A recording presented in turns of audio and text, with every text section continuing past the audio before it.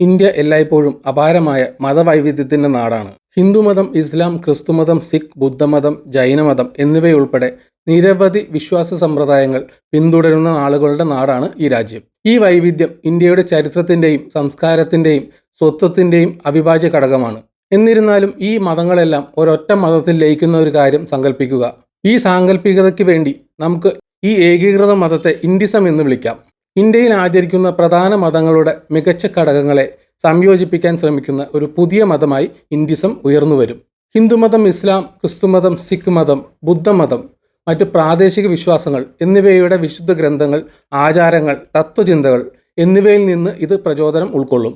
തൽഫലമായി ഇന്ത്യൻ ആത്മീയതയുടെ വൈവിധ്യത്തെ ബഹുമാനിക്കുമ്പോൾ സമാധാനം, അനുകമ്പ, സഹിഷ്ണുത, അറിവ് തേടൽ തുടങ്ങിയ സാർവത്രിക മൂല്യങ്ങൾക്ക് അത് ഊന്നൽ നൽകും. എന്നാൽ വിശ്വാസങ്ങളുടെ ഈ ഏകീകരണം ഓരോ ഇന്ത്യൻ പൗരൻ്റെയും ജീവിതത്തെ എങ്ങനെ ബാധിക്കും?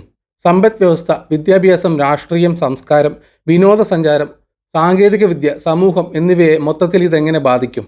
നമുക്ക് ഈ ചിന്താ പരീക്ഷണം വിശദമായി പരിശോധിക്കാം. തുടക്കത്തിൽ ഈ പുതിയ മതത്തിൻ്റെ സ്വഭാവം, ഇൻഡിസം, നാം പരിഗണിക്കണം. ഇന്ന് ഇന്ത്യയിൽ നിലനിൽക്കുന്ന സമ്പന്നമായ വിശ്വാസങ്ങൾ കണക്കിലെടുക്കുമ്പോൾ ഇൻഡിസം മിക്കവാറും ഏതെങ്കിലും ഒരു മതപാരമ്പര്യത്തെ കർശനമായി പാലിക്കില്ല. പകരം അത് വിവിധ മതപരമായ ആചാരങ്ങളുടെ വശങ്ങൾ ഉൾക്കൊള്ളുന്ന ഒരു സമന്വയ വിശ്വാസമായി പ്രവർത്തിക്കും. ഹിന്ദു മതത്തിൻ്റെ ബഹുദേവതാവാദി പാരമ്പര്യങ്ങളെ ഇസ്ലാമിൻ്റെയും ക്രിസ്തുമതത്തിൻ്റെയും ഏകദൈവ ഘടകങ്ങളുമായി സംയോജിപ്പിക്കാൻ ഇൻഡിസത്തിന് കഴിയും. സിഖ് മതത്തിലെ സേവനത്തിനും സമത്വത്തിനും ഊന്നൽ നൽകുന്നതിനൊപ്പം ബുദ്ധമതത്തിൻ്റെയും ജൈനമതത്തിൻ്റെയും ധാർമ്മിക പഠിപ്പിക്കലുകൾ സംയോജിപ്പിക്കാൻ ഇതിന് കഴിയും. ഇൻഡിസം സാർവത്രിക സാഹോദര്യത്തിൻ്റെയും സമാധാനത്തിൻ്റെയും മൂല്യങ്ങൾ പ്രോത്സാഹിപ്പിക്കും. ധ്യാനം, പ്രാർത്ഥന, ദയാപരമായ പ്രവർത്തനങ്ങൾ എന്നിവയിലൂടെ ദൈവവുമായി ബന്ധപ്പെടാൻ ഇത് അനുയായികളെ പ്രോത്സാഹിപ്പിക്കും. അത് സിദ്ധാന്തത്തിൽ കുറവ് ശ്രദ്ധ കേന്ദ്രീകരിക്കുകയും ആന്തരിക ആത്മീയ യാത്രയിൽ കൂടുതൽ ശ്രദ്ധ കേന്ദ്രീകരിക്കുകയും ചെയ്യും. ഇത് അവരുടെ അനുയായികൾക്ക് അവരുടെ പ്രത്യേക മതപരമായ പശ്ചാത്തലം പരിഗണിക്കാതെ ദൈവവുമായുള്ള വ്യക്തിപരമായ ബന്ധം അനുഭവിക്കാൻ അനുവദിക്കുന്നു. ക്ഷേത്ര സന്ദർശനങ്ങൾ, പള്ളികളിലെ പ്രാർത്ഥനകൾ, പുണ്യസ്ഥലങ്ങളിലേക്കുള്ള തീർത്ഥാടനങ്ങൾ, പള്ളികളിൽ മെഴുകുതിരികൾ കത്തിക്കൽ തുടങ്ങിയ എല്ലാ മതപാരമ്പര്യങ്ങളിൽ നിന്നുമുള്ള ഘടകങ്ങളും ഇൻഡിസത്തിൻ്റെ ആചാരങ്ങളും ആരാധനാ രീതികളും ഉൾക്കൊള്ളുന്നു. മതപരമായ അസഹിഷ്ണുതയെ തള്ളിക്കളയുക എന്നതാണ് ഇൻഡിസത്തിൻ്റെ പ്രധാന തത്വങ്ങളിലൊന്ന്.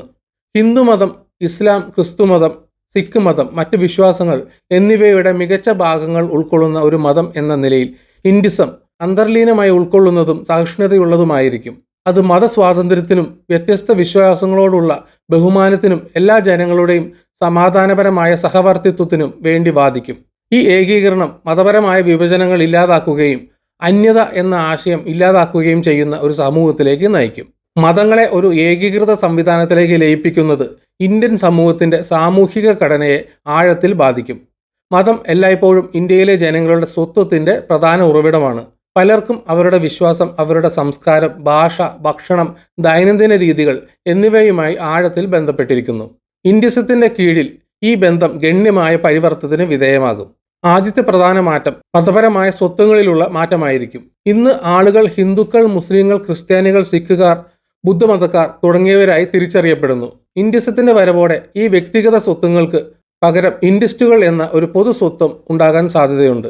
ജനങ്ങൾ ഇനി നിർവചിക്കപ്പെടുന്നത് അവരുടെ പ്രത്യേക മതപരമായ ആചാരങ്ങളിലൂടെയല്ല, മറിച്ച് ഇൻഡിസത്തിൻ്റെ ഏകീകൃത തത്വങ്ങൾ പാലിക്കുന്നതിലൂടെയാണ്. ഇത് മതപരമായ സ്വത്വങ്ങൾ ഇനി വ്യത്യാസങ്ങളുടെ അടയാളങ്ങളല്ലാത്ത ഒരു സമൂഹത്തിലേക്ക് നയിക്കുകയും വ്യക്തികൾ സമാധാനം, അനുകമ്പ, ഐക്യം എന്നിവയുടെ പങ്കിട്ട മൂല്യങ്ങൾക്ക് ചുറ്റും ഒത്തുചേരുകയും ചെയ്യും. എന്നിരുന്നാലും മതപരമായ വിഭജനങ്ങൾ കുറയുമെങ്കിലും മതപരമായ സ്വത്വത്തിന്റെ തകർച്ച ചിലർക്ക് നഷ്ടമായി കാണാൻ കഴിയും. തങ്ങളുടെ മതപാരമ്പര്യങ്ങളുമായി ആഴത്തിൽ ബന്ധപ്പെട്ടിരിക്കുന്ന ആളുകൾക്ക് അവരുടെ സാംസ്കാരിക പൈതൃകം മായ്ച്ചു കളയുകയോ ഏകീകരിക്കപ്പെടുകയോ ചെയ്യുന്നുവെന്ന് തോന്നിയേക്കാം. ആചാരങ്ങൾ കൂടുതൽ പൊതുവായ ആരാധനാ രീതിയിലേക്ക് ലയിക്കുന്നതിനാൽ ഇന്ത്യൻ സംസ്കാരത്തിന്റെ നട്ടെല്ലായ മതപരമായ ആചാരങ്ങൾ, ഉത്സവങ്ങൾ എന്നിവയുടെ സമ്പന്നമായ വൈവിധ്യം കുറയാൻ സാധ്യതയുണ്ട്. പ്രാദേശിക മതപരമായ ആചാരങ്ങളെ ഏകീകൃത മതപരമായ സ്വത്വവുമായി സമന്വയിപ്പിക്കുന്നതിനുള്ള ബുദ്ധിമുട്ടാണ് ഈ മാറ്റത്തിന്റെ ഏറ്റവും വലിയ വെല്ലുവിളികളിലൊന്ന്. ഉദാഹരണത്തിന്, തമിഴ്നാട്ടിലെ ഹിന്ദു സമൂഹത്തിന്റെ മതപരമായ ആചാരങ്ങൾ പഞ്ചാബിലെ ആചാരങ്ങളിൽ നിന്ന് ഗണ്യമായി വ്യത്യാസപ്പെട്ടിരിക്കാം. അതുപോലെ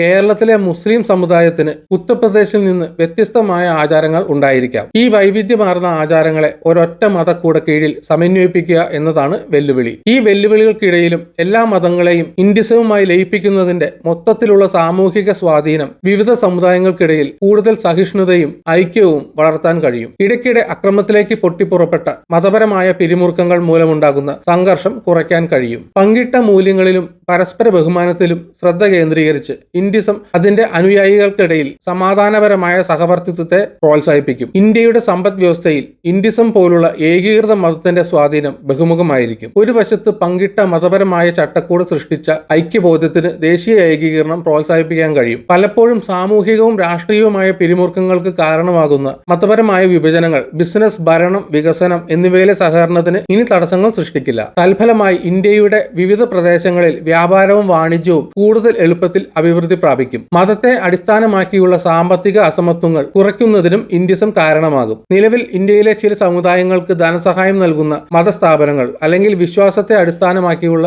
സാമൂഹിക ക്ഷേമം പോലുള്ള വിവിധ സാമ്പത്തിക വിഭവങ്ങൾ ലഭ്യമാണ്. ഒരു ഏകീകൃത മതത്തിലൂടെ ഈ അസമത്വങ്ങൾ ലഘൂകരിക്കാനും എല്ലാ പൗരന്മാർക്കും സാമ്പത്തിക അവസരങ്ങൾ കൂടുതൽ തുല്യമാകാനും സാധ്യതയുണ്ട്. എന്നിരുന്നാലും മതപരമായ സ്വത്വങ്ങളുടെ ഏകീകരണം മതപാരമ്പര്യങ്ങളെ ആശ്രയിക്കുന്ന സമ്പദ് വ്യവസ്ഥയുടെ ചില മേഖലകളെ തടസ്സപ്പെടുത്തും. ഉദാഹരണത്തിന് ഇന്ത്യയുടെ മതപരമായ വിനോദസഞ്ചാര മേഖല രാജ്യത്തിന് ഗണ്യമായ വരുമാനം നൽകുന്നു. വാരണാസി, ഹൈദരാബാദിലെ മക്ക മസ്ജിദ്, അമൃത്സറിലെ സുവർണ ക്ഷേത്രം, ഗോവയിലെ പള്ളികൾ തുടങ്ങിയ സ്ഥലങ്ങൾ ഓരോ വർഷവും ദശലക്ഷക്കണക്കിന് തീർത്ഥാടകരെ ആകർഷിക്കുന്നു. ഈ തീർത്ഥാടനങ്ങൾക്ക് ആത്മീയ പ്രാധാന്യം മാത്രമല്ല, തൊഴിൽ നൽകുകയും പ്രാദേശിക ബിസിനസ്സുകളെ പിന്തുണയ്ക്കുകയും ചെയ്യുന്ന സാമ്പത്തിക പ്രത്യാഘാതങ്ങളുമുണ്ട്. ഇൻഡിസത്തിന് കീഴിൽ പുതിയ മതത്തിന്റെ മൂല്യങ്ങൾ പ്രതിഫലിക്കുന്നതിനായി ഈ പരമ്പരാഗത മതസ്ഥലങ്ങൾ പുനഃസംഘടിപ്പിക്കപ്പെടാം. ഇന്ത്യൻ ആചാരങ്ങൾക്ക് അനുസൃതമായി ആരാധനാലയങ്ങൾ എങ്ങനെ പരിവർത്തനം ചെയ്യപ്പെടുന്നു എന്നതിനെ ആശ്രയിച്ച് ഇത് അവരുടെ വിനോദസഞ്ചാര മൂല്യം കുറയ്ക്കുകയോ വർദ്ധിപ്പിക്കുകയോ ചെയ്യും. നിരവധി ക്ഷേത്രങ്ങൾ, പള്ളികൾ എന്നിവ നിലനിർത്തുന്ന മതപരമായ സംഭാവനകളിൽ നിന്ന് സാമ്പത്തിക മാറ്റത്തിന്റെ മറ്റൊരു പ്രധാന മേഖല ഉണ്ടാകാം. ഇൻഡിസം മതപരമായ ആചാരങ്ങൾ ഏകീകരിക്കുന്നതിനാൽ മതസ്ഥാപനങ്ങളുടെ സാമ്പത്തിക മാതൃക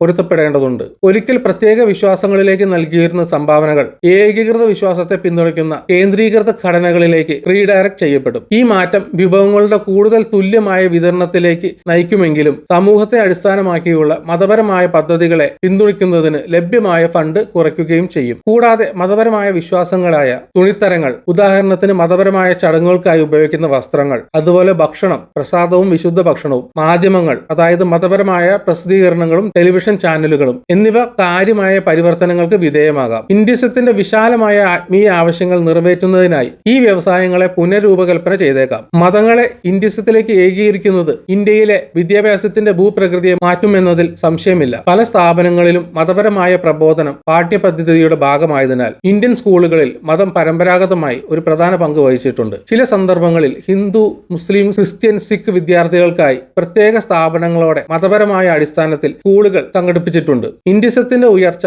എല്ലാ മത പാരമ്പര്യങ്ങളിൽ നിന്നും ഉൾക്കൊള്ളുന്നതും എന്നാൽ സാർവത്രിക ആത്മീയ മൂല്യങ്ങളിൽ ശ്രദ്ധ കേന്ദ്രീകരിക്കുന്നതുമായ ഒരു ഏകീകൃത പാഠ്യപദ്ധതി സൃഷ്ടിക്കുന്നതിലേക്ക് നയിച്ചേക്കാം. സ്കൂളുകൾക്ക് ഇൻഡിസത്തെക്കുറിച്ചുള്ള കോഴ്സുകൾ അവതരിപ്പിക്കാം. അവിടെ വിദ്യാർത്ഥികളെ സമാധാനം, അഹിംസ, മാനവികതയ്ക്കുള്ള സേവനം എന്നിവയുടെ പങ്കിട്ട ധാർമ്മികതയെക്കുറിച്ച് പഠിപ്പിക്കുന്നു. ഹിന്ദുമതം, ഇസ്ലാം, ക്രിസ്തുമതം, സിഖ് മതം, ബുദ്ധമതം, ജൈനമതം എന്നിവയിൽ നിന്നുള്ള മതചരിത്രം, തത്വചിന്ത, ആചാരങ്ങൾ എന്നിവയുടെ സംയോജനം ഇന്ത്യൻ സമൂഹത്തെ രൂപപ്പെടുത്തിയ വൈവിധ്യമാർന്ന മതപാരമ്പര്യങ്ങളെക്കുറിച്ച് കൂടുതൽ സമഗ്രമായ ധാരണയെ പ്രോത്സാഹിപ്പിക്കും. ഈ സാഹചര്യത്തിൽ ചെറുപ്പം മുതൽ തന്നെ സഹിഷ്ണുതയും ധാരണയും വളർത്തിയെടുക്കുകയും എല്ലാ മതങ്ങളുടെയും സമാനതകളെ വിലമതിക്കാൻ കുട്ടികൾ പഠിക്കുകയും ചെയ്യും. ഈ മാറ്റത്തിന്റെ പ്രധാന നേട്ടങ്ങളിലൊന്ന് സ്കൂളുകളിലെ മതപരമായ വിവേചനം കുറയ്ക്കുക എന്നതാണ്. നിലവിൽ വ്യത്യസ്ത മതപശ്ചാത്തലങ്ങളിൽ നിന്നുള്ള കുട്ടികൾക്ക് അവരുടെ വിശ്വാസത്തിന്റെ അടിസ്ഥാനത്തിൽ ഭീഷണിപ്പെടുത്തലോ മുൻവിധികളോ നേരിടേണ്ടി വരുന്നു. ഈ പിരിമുറുക്കങ്ങൾ കുറയ്ക്കുകയും കൂടുതൽ ഉൾക്കൊള്ളുന്നതും യോജിപ്പുള്ളതുമായ അന്തരീക്ഷം സൃഷ്ടിക്കുകയും ചെയ്യുന്ന ഒരു കൂട്ടായ മതപരമായ സ്വത്വത്തിന്റെ ഭാഗമാകും വിദ്യാർത്ഥികൾ. എന്നിരുന്നാലും ഒരു ഏകീകൃത വിദ്യാഭ്യാസ സമ്പ്രദായത്തിലേക്കുള്ള മാറ്റം വെല്ലുവിളികൾ ഉയർത്തും. ചില സമുദായങ്ങൾ തങ്ങളുടെ കുട്ടികളെ സാർവത്രിക മതപാഠ്യപദ്ധതി പഠിപ്പിക്കുന്നതിനെ എതിർക്കുകയും സ്വന്തം മതപരമായ പഠിപ്പിക്കലുകൾ നിലനിർത്താൻ താല്പര്യപ്പെടുകയും ചെയ്തേക്കാം. പുതിയ വിദ്യാഭ്യാസ സമ്പ്രദായം വിവിധ വിഭാഗങ്ങൾക്ക് പ്രധാനപ്പെട്ട പ്രത്യേക സാംസ്കാരിക സമ്പ്രദായങ്ങളുടെ സംരക്ഷണവുമായി ഇൻഡിസത്തിന്റെ സംയോജനം വിഭജനത്തെ ശ്രദ്ധാപൂർവം സന്തുലിതമാക്കേണ്ടതുണ്ട്. രാഷ്ട്രീയമായി എല്ലാ മതങ്ങളെയും ഇന്ത്യസത്തിലേക്ക് ഏകീകരിക്കുന്നത് ഇന്ത്യയുടെ രാഷ്ട്രീയ ഭൂപ്രകൃതിയിൽ കാര്യമായ മാറ്റങ്ങൾ കൊണ്ടുവരാൻ സാധ്യതയുണ്ട്. ഇന്ത്യയുടെ നിലവിലെ രാഷ്ട്രീയ സംവിധാനത്തെ മതപരമായ സ്വത്വങ്ങൾ വളരെയധികം സ്വാധീനിക്കുന്നു. രാഷ്ട്രീയ പാർട്ടികൾ പിന്തുണ നേടുന്നതിനായി പ്രത്യേക മതസമൂഹങ്ങളുമായി സഖ്യമുണ്ടാക്കുന്നു. ഇന്ത്യസത്തിന്റെ കീഴിൽ രാഷ്ട്രീയ പാർട്ടികൾ മതപരമായ ബന്ധത്തിൽ നിന്ന് മാറി പകരം ഭരണം, സാമ്പത്തിക വികസനം, സാമൂഹിക നീതി തുടങ്ങിയ വിഷയങ്ങളിൽ ശ്രദ്ധ കേന്ദ്രീകരിക്കും. ഇന്ത്യസത്തിന്റെ ഉയർച്ച പ്രത്യേക മതവിഭാഗങ്ങളിൽ നിന്ന് ഗണ്യമായ പിന്തുണ ലഭിക്കുന്ന Bharatiya Janata party, Indian national Congress തുടങ്ങിയ രാഷ്ട്രീയ പാർട്ടികളുടെ ശക്തി കുറയ്ക്കും. മതപരമായ സ്വത്വങ്ങൾ രാഷ്ട്രീയത്തിൽ ഒരു പ്രധാന പങ്ക് വഹിക്കാത്തതിനാൽ സാമ്പത്തിക വളർച്ച, പാരിസ്ഥിതിക സുസ്ഥിരത, സാമൂഹിക ക്ഷേമം എന്നിവയെ കേന്ദ്രീകരിച്ചുള്ള നയങ്ങൾ ഉപയോഗിച്ച് പാർട്ടികൾക്ക് പ്രത്യയശാസ്ത്രപരമായി കൂടുതൽ ശ്രദ്ധ കേന്ദ്രീകരിക്കാൻ കഴിയും. ഈ മാറ്റം കൂടുതൽ മതേതരവും ബഹുസ്വരവുമായ രാഷ്ട്രീയ സംവിധാനത്തിലേക്ക് നയിച്ചേക്കാം. എന്നിരുന്നാലും ഒരു ഏകീകൃത സംവിധാനത്തിന് അനുകൂലമായി തങ്ങളുടെ മതപരമായ സ്വത്വങ്ങൾ ഉപേക്ഷിക്കാൻ തയ്യാറാകാത്തവരിൽ നിന്നുള്ള പ്രതിരോധവും ഇതിന് നേരിടേണ്ടി വന്നേക്കാം. ഉത്തർപ്രദേശിലോ കേരളത്തിലോ പോലുള്ള മതപാർട്ടികൾക്ക് ശക്തമായ സ്വാധീനമുള്ള പ്രദേശങ്ങളിൽ കൂടുതൽ ഉൾക്കൊള്ളുന്നതും വിഭാഗീയതമില്ലാത്തതുമായ രാഷ്ട്രീയ സംവിധാനവുമായി പൊരുത്തപ്പെടുന്നതിൽ രാഷ്ട്രീയ നേതാക്കൾക്ക് വെല്ലുവിളികൾ നേരിടേണ്ടി വന്നേക്കാം. സാംസ്കാരികമായി എല്ലാ മതങ്ങളും ഇന്ത്യസമായി ലയിക്കുന്നത് ഇന്ത്യൻ സ്വത്വത്തെ പുനർനിർമ്മിക്കും. കലയും വാസ്തുവിദ്യയും മുതൽ സംഗീതം, നൃത്തം, ഭക്ഷണം, ഉത്സവങ്ങൾ എന്നിവയെ സ്വാധീനിക്കുന്ന ഇന്ത്യയുടെ സമ്പന്നമായ സാംസ്കാരിക വൈവിധ്യം എല്ലായ്പ്പോഴും അതിന്റെ മതപാരമ്പര്യങ്ങളാൽ രൂപപ്പെട്ടിട്ടുണ്ട്. ഇന്ത്യസത്തിന്റെ ആവിർഭാവത്തോടെ ഈ സാംസ്കാരിക സമ്പ്രദായങ്ങളിൽ പലതും പുതിയ ഏകീകൃത വിശ്വാസത്തിന്റെ മൂല്യങ്ങൾ പ്രതിഫലിപ്പിക്കുന്നതിനായി പരിണമിക്കുകയോ ലയിക്കുകയോ ചെയ്യും. ദീപാവലി, ഈദ്, ക്രിസ്മസ്, ഗുരുനാനക് ജയന്തി, ബുദ്ധപൂർണിമ തുടങ്ങിയ ഉത്സവങ്ങൾ വ്യക്തിഗത മതപരമായ സ്വത്വങ്ങളെ പ്രതിനിധീകരിക്കുന്നതിനു പകരം ആത്മീയതയുടെ പങ്കിട്ട ബോധത്തെ പ്രതിഫലിപ്പിക്കുന്ന പുതിയ അർത്ഥങ്ങൾ കൈക്കൊള്ളും. ഈ ഉത്സവങ്ങൾ ഇന്ത്യൻ വിശ്വാസത്തിന്റെയും സംസ്കാരത്തിന്റെയും വൈവിധ്യം ആഘോഷിക്കുന്ന ദേശീയ അവധി ദിനങ്ങളായി മാറിയേക്കാം. ഹിന്ദുമതം, ഇസ്ലാം, മറ്റു വിശ്വാസങ്ങൾ എന്നിവയിൽ നിലവിൽ നിലനിൽക്കുന്ന മതപരമായ ഭക്ഷണ നിയന്ത്രണങ്ങൾ ലഘൂകരിക്കാം. കാരണം ഇന്ത്യസം മിതത്വവും ആരോഗ്യപരമായ ജീവിതവും പ്രോത്സാഹിപ്പിക്കും. ഉദാഹരണത്തിന്, ഹിന്ദുക്കൾ സാധാരണയായി പിന്തുടരുന്ന സസ്യാഹാരം ഒരു കേന്ദ്ര സമ്പ്രദായമായി മാറിയേക്കാം. അതേസമയം ബീഫ് ഉപഭോഗം ഒരു പുതിയ മതചട്ടക്കൂടിന് കീഴിൽ പുനർവിചിന്തനം ചെയ്തേക്കാം. എന്നിരുന്നാലും മതപരമായ അതിരുകൾക്കപ്പുറം പോലും ഇന്ത്യൻ സംസ്കാരത്തിൽ ഭക്ഷണം ഒരു പ്രധാന പങ്ക് വഹിക്കുന്നതിനാൽ പ്രാദേശിക ഭക്ഷ്യ പാരമ്പര്യങ്ങൾ അപ്പോഴും നിലനിൽക്കും. കലയിലും സംഗീതത്തിലും സാഹിത്യത്തിലും ഇന്ത്യസത്തിന്റെ പ്രചോദനത്തിന്റെ ഉറവിടമായി പ്രവർത്തിക്കാൻ കഴിയും. എല്ലാ മതങ്ങളുടെയും വിശുദ്ധ ഗ്രന്ഥങ്ങളിൽ നിന്നുള്ള ഘടകങ്ങൾ ഉൾക്കൊള്ളുന്ന ഏകീകൃത വിശ്വാസത്തിന്റെ മൂല്യങ്ങളും പഠിപ്പിക്കലുകളും പ്രതിഫലിപ്പിക്കുന്ന കലയുടെയും സാഹിത്യത്തിന്റെയും പുതിയ വിഭാഗങ്ങൾ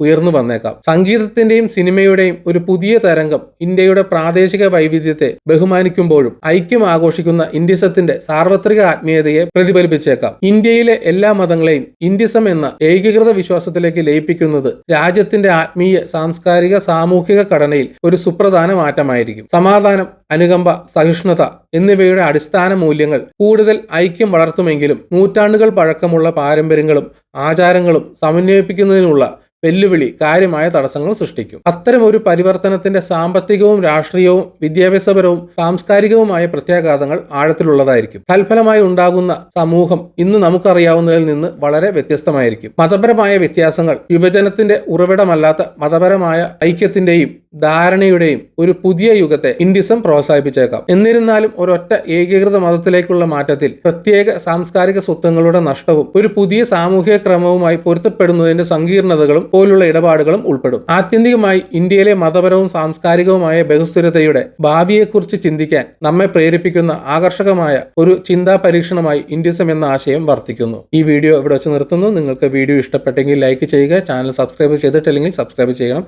അതുപോലെ നിങ്ങളുടെ വിലയേറിയ അഭിപ്രായങ്ങൾ കമന്റ് സെക്ഷനിൽ രേഖപ്പെടുത്തണം. നോട്ടിഫിക്കേഷൻ ബെൽ ബട്ടൺ അമർത്താൻ മറക്കരുത്. മറ്റൊരു വീഡിയോയുമായി വീണ്ടും കാണാം. ബൈ.